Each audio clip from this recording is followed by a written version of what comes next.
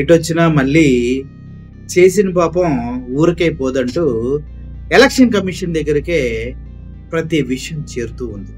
2024 ఎలక్షన్లో జగన్మోహన్ రెడ్డి గారికి అన్యాయం జరిగింది అని చాలా మంది చెప్తున్నారు. ఆధారాలతో ఇప్పటివరకు ఎవరు కూడా బయట పెట్టింది లేదు.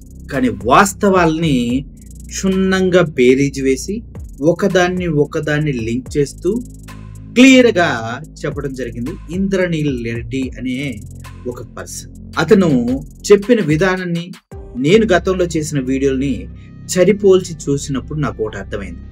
ఎస్, అప్పుడు మేము నమ్మింది ఇప్పుడు 100% కరెక్ట్ అయ్యింది అని.